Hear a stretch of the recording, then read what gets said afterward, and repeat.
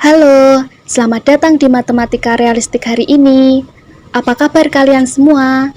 Semoga selalu dalam keadaan sehat dan bahagia. Pada kesempatan hari ini, saya, Diana Riantini, akan menemani kalian semua dalam berbincang santai. Dalam kesempatan kali ini, saya tidak sendirian, tetapi saya ditemani dengan partner yang sangat hebat, yaitu Eksa Rahmadiana dan Arina Musta'anah. Selamat datang Kak Eksa Rahmadiana dan Kak Arina Musta'anah. Kak Eksa dan Kak Arina ini akan menemani berbincang santai kita untuk lebih mencintai pentingnya pembelajaran matematika. Podcast kali ini kita akan berbincang tentang matematika realistik di sekolah dasar. Mulai dari mengapa matematika itu sangat penting, bagaimana karakteristik matematika itu, lalu bagaimana supaya matematika itu tidak ditakuti oleh kalangan peserta didik di sekolah dasar, kemudian contoh matematika dalam kehidupan sehari-hari peserta didik itu seperti apa. Podcast ini membahas salah satu mapel yang sangat ditakuti dan dianggap membosankan bagi sebagian peserta didik, yaitu adalah matematika. Bagaimana sih caranya supaya pembelajaran itu dapat menyenangkan dan dapat membuat tertarik peserta didik? Mari kita simak terus ya. Halo Kak Eksa, menurut Kak Eksa, mengapa matematika itu sangat penting dipelajari dalam kehidupan sehari-hari? Saya, Eksa Rahmadiana. Terima kasih Kak Diana telah memberikan kesempatan kepada saya untuk membahas sesuatu yang menarik dan menyenangkan. Nah, jadi teman-teman, pentingnya belajar matematika tidak terlepas dari peran dalam berbagai aspek kehidupan. Selain itu, dengan mempelajari matematik, seseorang terbiasa berpikir secara sistematis, ilmiah, menggunakan logika, kritis, serta dapat meningkatkan daya kreativitasnya. Nah, menurut Fatoni, tahun 2009 menyatakan bahwa matematika itu sangat penting baik sebagai alat bantu, sebagai ilmu atau bagi ilmuwan, sebagai pembentuk sikap maupun sebagai pembimbing pola pikir. Mengingat pentingnya matematika dalam kehidupan sehari-hari, maka matematika perlu dipahami dan dikuasai oleh semua lapisan masyarakat, tak terkecuali peserta didik sekolah sebagai penerus bangsa. Coba, siapa yang dapat dalam kehidupan sehari-hari itu sama sekali tidak menggunakan matematika?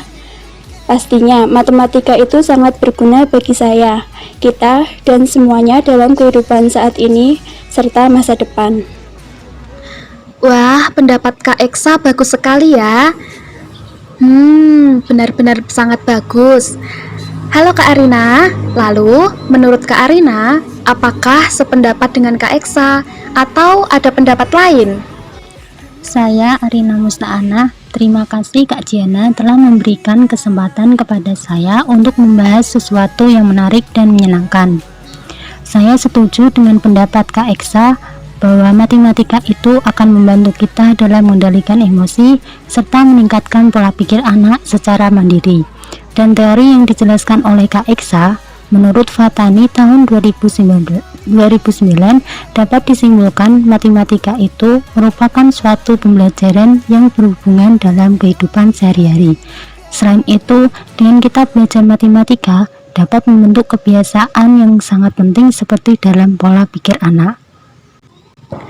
Benar sekali Kak. Memang tidak bisa dipungkiri, dalam kehidupan sehari-hari, matematika itu sangat dibutuhkan.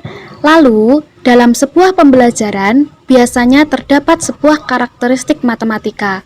Apa sajakah itu Kak Arina? Karakteristik matematika itu memang sangat penting. Menurut Deleng, tahun 1996 menyatakan bahwa karakteristik matematika realistik itu terdiri dari beberapa macam, yaitu yang pertama ada murid aktif, guru aktif, atau matematika sebagai aktivitas manusia. Yang kedua ada pembelajaran sedapat mungkin dimulai dengan menyajikan masalah kontekstual atau realistik. Yang ketiga ada guru memberi kesempatan pada siswa menyelesaikan masalah dengan caranya sendiri. Dan yang keempat itu ada guru menciptakan suasana pembelajaran yang menyenangkan. Apakah ada yang perlu ditambahkan Kak Eksa dari karakteristik matematika? Ya, sudah benar apa yang dikatakan Kak Arina, tapi masih ada beberapa yang kurang disebutkan. Contohnya, yang kelima, siswa dapat menyelesaikan masalah dalam kelompok atau kelompok kecil atau besar. Yang keenam, pembelajaran tidak selalu di kelas, bisa di luar kelas, duduk di lantai, pergi keluar sekolah untuk mengamati atau mengumpulkan data. Yang ketujuh, guru mendorong terjadinya interaksi dan negosiasi baik antara siswa dan siswa, juga antara siswa dan guru. Yang kedelapan, siswa bebas memilih modus representasi yang sesuai dengan struktur kognitifnya sewaktu menyelesaikan suatu masalah menggunakan model. Yang kesembilan, guru bertindak sebagai fasilitator atau tuturi handayani. Yang terakhir, ke-10, kalau siswa membuat kesalahan dalam menyelesaikan masalah, jangan dimarahi, tetapi dibantu melalui pertanyaan-pertanyaan dan usaha mereka hendaknya dihargai. Menggunakan pendekatan sani, praktekan tepos liro, dan ngewong-kewong. Oh, begitu ya Kak Eksa. Saya akan bertanya kepada Kak Eksa dan Kak Arina, bagaimana supaya pandangan peserta didik itu tidak menganggap matematika sulit, tetapi malah sebaliknya, bahwa matematika itu sangat menyenangkan untuk dipelajari. Memang, beberapa orang jika mendengar kata matematika itu hanya sepintas kata, akan membuat mereka tidak bersemangat dan malas. Tapi semua itu hanya asumsi seseorang saja yang takut matematika. Jangan salah, kalau kita mau memahami matematika itu pasti akan sederhana dan matematika itu selalu dekat dengan kehidupan sehari-hari kita. Lalu, pendapat Kak Arina bagaimana? Untuk memberikan gambaran tentang pendapat yang disampaikan Kak Eksa dalam kehidupan sehari-hari, pembelajaran matematika itu bisa kita ambil contohnya pada pembelajaran pecahan di sekolah dasar, yaitu seorang kakak memberikan satu donat kepada adiknya, kemudian dibagi menjadi dua bagian yang sama besar, sehingga memicu anak dalam senang belajar matematika dan tidak menganggap bahwa matematika itu sulit.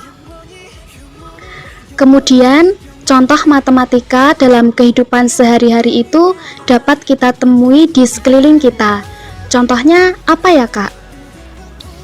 Contohnya yang simpel saja ya, misalnya seperti ini.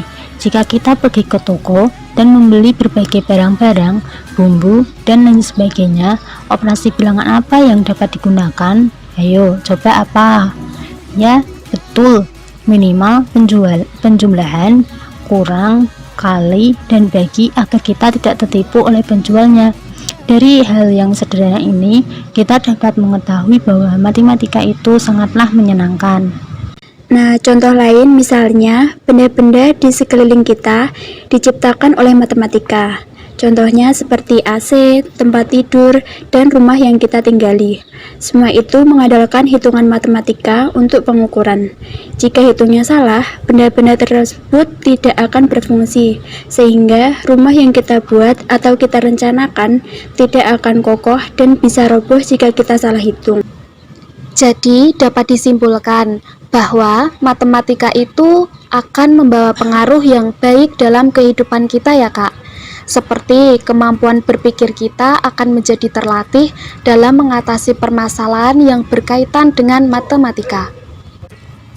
Oke, sampai di sini dulu ya podcast kita kali ini. Terima kasih kepada Kak Eksa Rahmadiana dan Kak Arina Musta'anah yang sudah mau menemani kita dan mau meluangkan waktunya berbincang santai dalam topik matematika realistik mengenai pentingnya pembelajaran matematika yang menyenangkan. Semoga apa yang sudah disampaikan dalam podcast kali ini menambah pengetahuan untuk semua yang mendengarkan. Terima kasih, sampai jumpa lagi di bincang santai dan asik selanjutnya. Salam damai untuk kita semua. Bye-bye.